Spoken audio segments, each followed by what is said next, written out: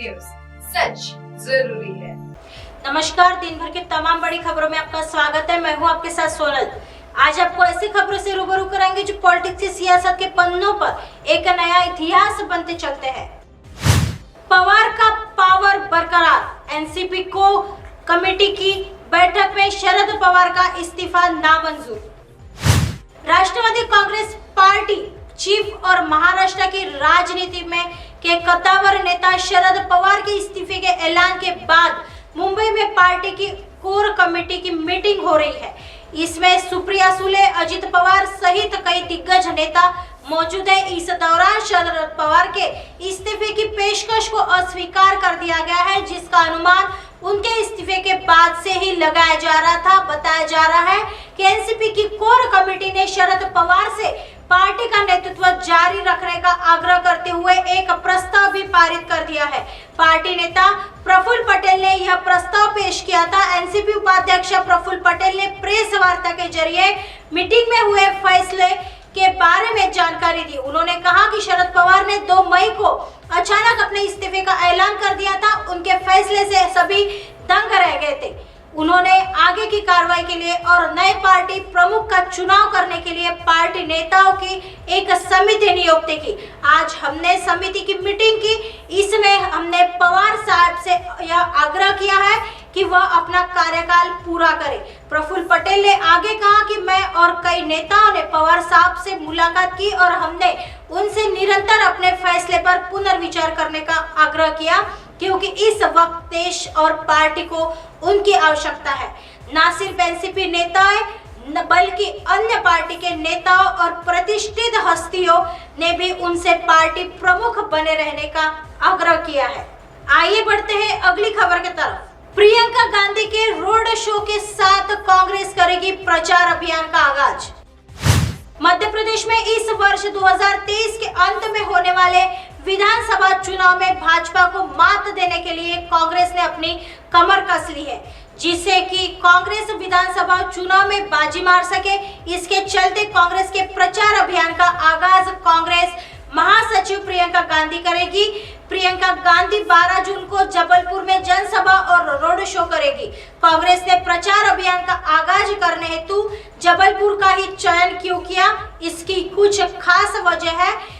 पिछले चुनाव में महाकौशल में शहरी क्षेत्रों में से कांग्रेस को कल्पना से बड़े सीटें प्राप्त हुई थी।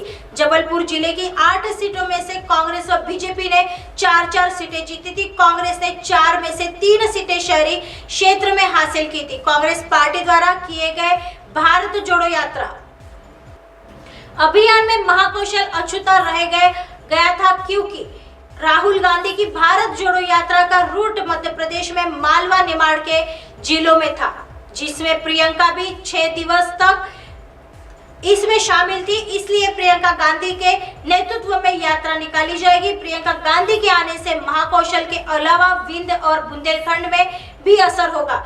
प्रियंका के अलावा राहुल गांधी और पार्टी के राष्ट्रीय अध्यक्ष मल्लिकार्जुन खड़गे की रैलियां भी होगी।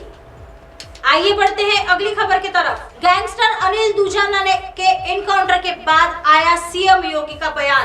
कहा, वेस्ट यूपी में था खौफ। गैंगस्टर अनिल दुजाना एनकाउंटर का बयान सामने आ चुका है। सीएम योगी आदित्यनाथ ने कहा कि उत्तर प्रदेश में माफिया की कोई स्थान नहीं। जिससे पहले बिजनौर में 2.5 लाख का इनाम आदित्य राणा मुठभेड़ में मार दिया गया। बता दें कि पुलिस ने कुख्यात अनिल दुजाना को गुरुवार को मेरठ में मुठभेड़ में मारा जा चुका है। बताया गया कि मेरठ में भोला झाल पर सक्रिय होने की पुख्ता जानकारी होने के उपरांत एसटीएफ ने उसे चारों ओर से घेर लिया था। इस बीच उसने पुलिस पर फायरिंग करते हुए भागने का प्रयास किया, लेकिन पुलिस की टीम ने उसे चारों ओर से घेर लिया। इसी बीच पुलिस की गोली लगने से वह ढेर हो चुका है।